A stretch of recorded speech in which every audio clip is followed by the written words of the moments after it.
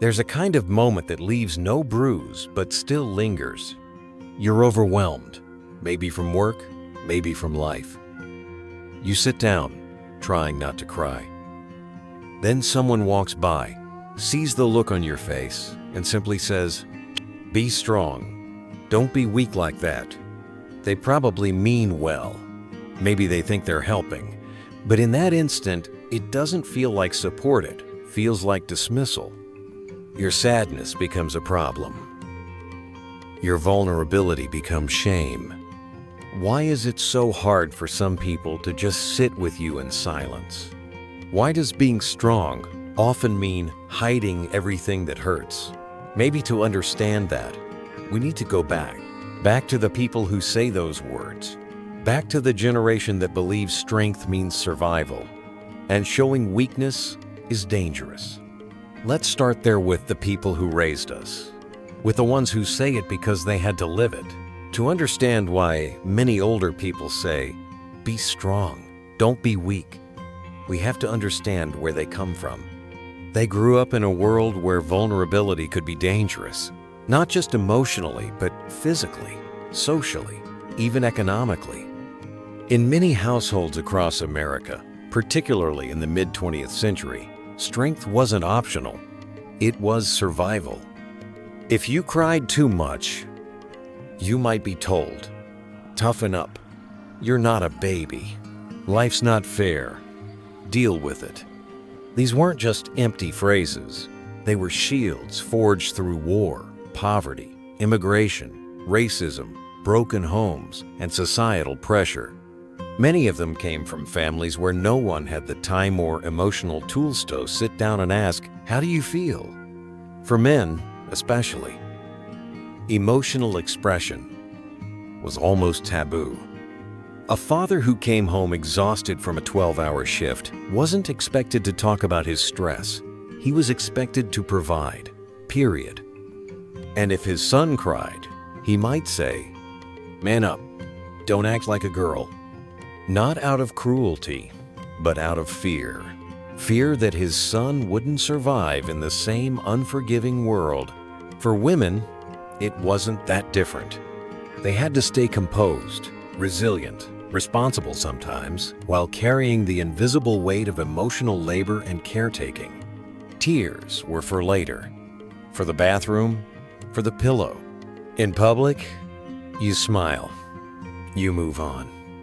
That's the kind of environment that shaped the be strong mentality. Strength, in that world, wasn't emotional awareness, it was endurance.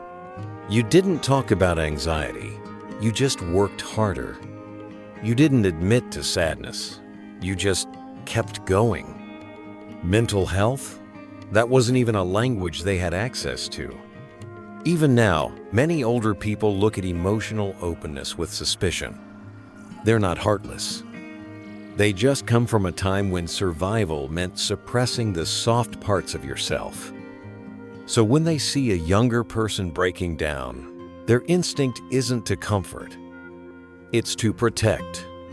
And to them, protection means pushing you to be strong. It's important to say, their version of strength was not inherently wrong. It was necessary for the time they lived in. But what was once a tool for survival can become a weapon when used in the wrong moment, with the wrong tone. In a world that's no longer the same, they're not trying to silence you. They're trying to make sure you make it. But the question is, what if today's world needs a different kind of strength? One that doesn't just push forward, but also knows when to pause? Because here's what they might not see. Sometimes, when you say "be strong" to someone in pain, what they hear is, "You're not allowed to feel this." And that makes them feel even more alone. It's not rebellion, it's a different reality.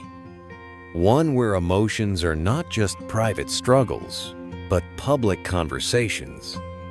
One where strength is being redefined by a generation that grew up with more awareness, more language, and ironically, more pressure. So when young people hear, "Don't be weak," they don't hear support. They hear shame. And that takes us to the next question, the next truth we need to explore. What does this generation actually feel when they're told to toughen up? What happens inside the mind of someone who's already trying their best only to be told that their best isn't strong enough? Let's pause here and listen. Not to argue, but to truly hear the voice of the younger self, not the rebel, not the victim, but the one still learning what strength even means. When someone tells you to be strong while you're falling apart, something subtle but profound happens. You begin to doubt whether your emotions are valid. You think, maybe I really am too sensitive. Maybe I should just push through it. But inside, something clenches. Not because you're weak, but because you're human. And that moment of dismissal lands like a quiet rejection. For many young people today, this isn't just a one-time experience. It's a recurring message layered into family dinners, classrooms, offices, and even social media. It's the inner voice you inherit. The one that says, "Don't show too much. Don't be a burden. Don't fall apart in front of others." And so, we adapt. We smile in meetings while spiraling inside. We tell friends, "I'm fine," even when we're anything but. We become masters of masking pain because we were taught, explicitly or silently, that pain makes others uncomfortable. What's ironic is that this generation, Gen Z, millennialsis, one of the most emotionally aware in history. We talk about therapy.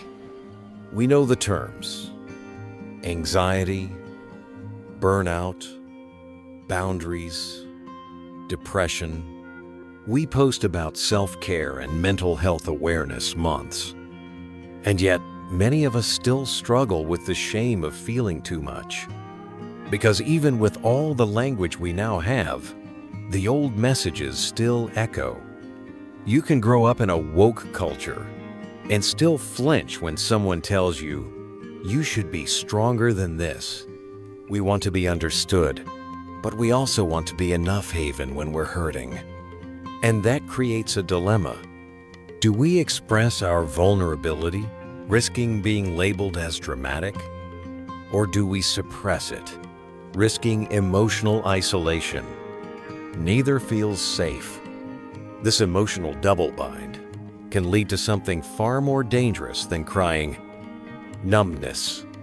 When you've been told too many times that sadness is a weakness, you stop expressing it.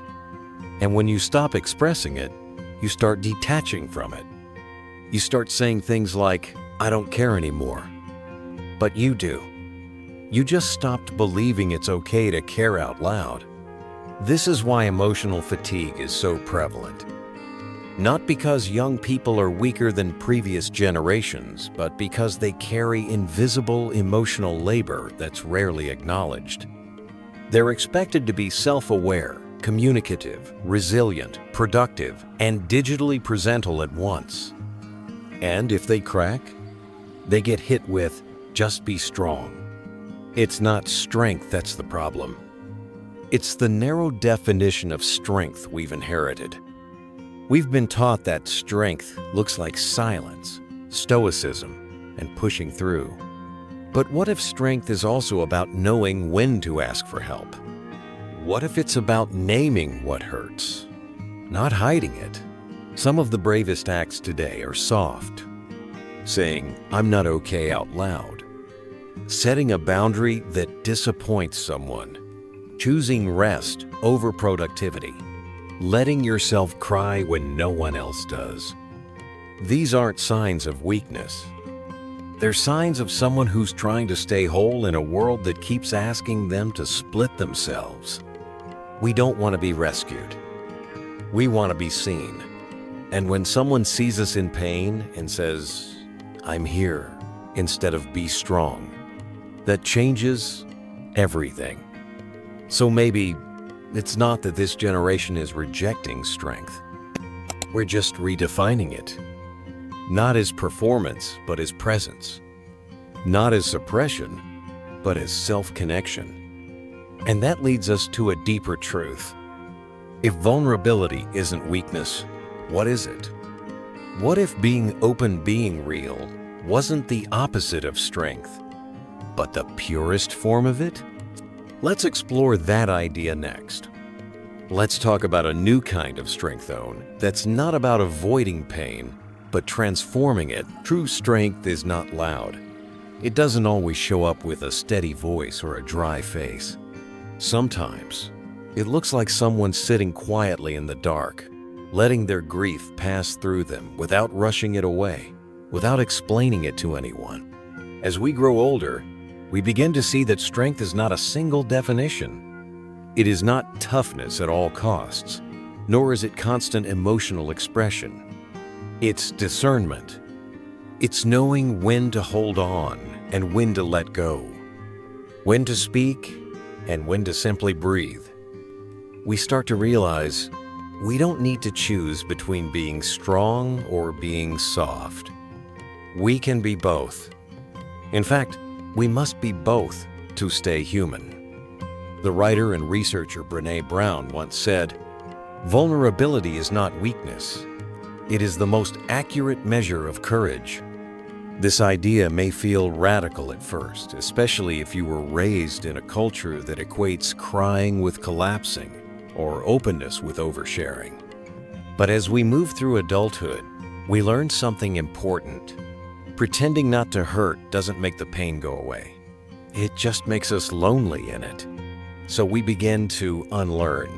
We unlearn the voice that says, "Hide it." We unlearn the reflex to say, "I'm fine," when we're clearly not. We unlearn the fear that being vulnerable means being weak. And in its place, we build something more grounded.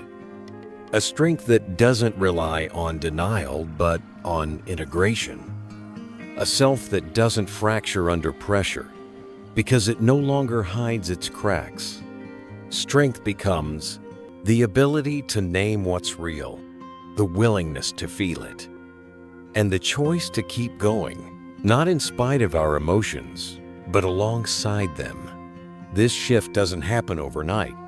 It often comes after burnout, heartbreak, or a moment when being strong stopped working. Only then do we understand. Resilience without softness becomes rigidity, and rigidity breaks. But flexibility, emotional flexibility, is what allows us to bend without falling apart. As we mature, we also start seeing our parents, our elders, differently. We realize they weren't wrong.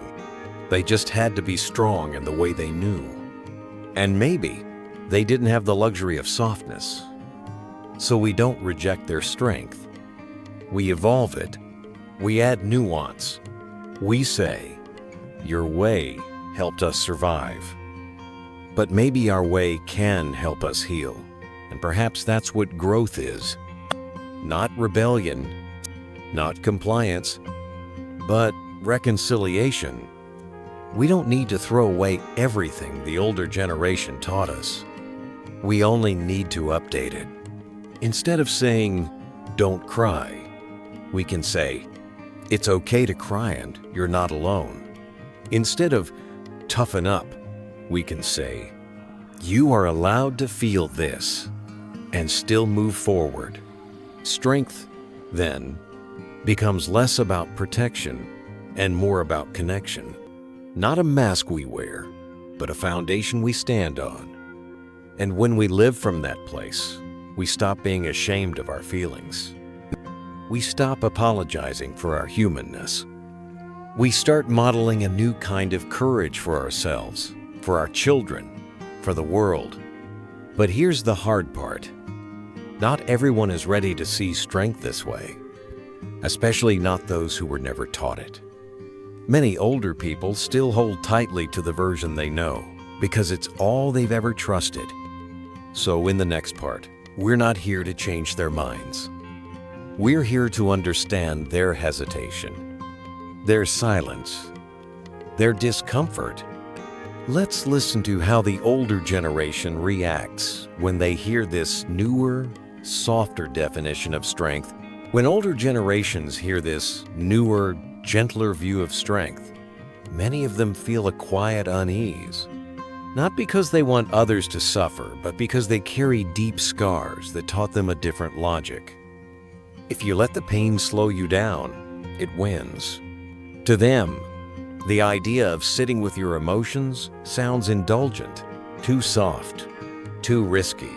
They wonder, if you stop to feel everything, how will you ever move forward? It's not that they don't care. It's that they learn to survive by not caring too much. Not about how tired they were. Not about how afraid they were. Not even about how lonely they felt. So when they see younger people talking openly about emotions, therapy, boundaries, they don't always know what to do with it. Some feel confused. Others, uncomfortable. A few may even say, the world is making kids too sensitive these days. But underneath that reaction is often something tender. A memory of a time when they themselves needed softness and didn't get it. They're not rejecting vulnerability because it's wrong. They're rejecting it because it was once unsafe. And maybe, deep down, they're afraid that if they stop being strong, they'll finally have to feel everything they buried for decades. So when we offer a new version of strength, we must offer it gently, not as a correction, but as an invitation, not to erase their story, but to add to it. Because true strength isn't just about holding yourself up. It's about holding space for others and for yourself. And maybe that's the version of strength we've been waiting for all along. So how do we bring this all together? Let's close with one simple truth. Not a lesson, not a rule, but a reminder worth carrying into every stage of life. Strength is not one thing. It's not just stoicism. It's not just softness. It's the space between the two, quiet ability to stay open without falling apart, to feel deeply and still choose to move forward. We often think of strength as something we have to prove. But maybe real strength doesn't need to be proven. Maybe it simply shows up when we're honest with ourselves. Some days, being strong means showing up to work.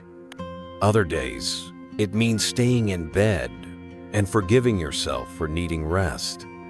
Both are valid. Both require courage. If no one told you this before, let me say it now. You're not weak because you feel. You're not broken because you need time. And you don't have to hide the parts of you that hurt. You're allowed to be strong in your own way. And sometimes, the strongest thing you can do is admit that you're still learning how. If this video spoke to something inside you, feel free to share it with someone who might need the same reminder. And if you'd like to keep exploring the truth behind the words we've been told, subscribe to the channel, leave a comment, or just come back when you're ready. In an upcoming video, we'll dive into another powerful idea, one that many of us grew up hearing, but rarely stopped to question. Until then, thank you for listening, and thank you for feeling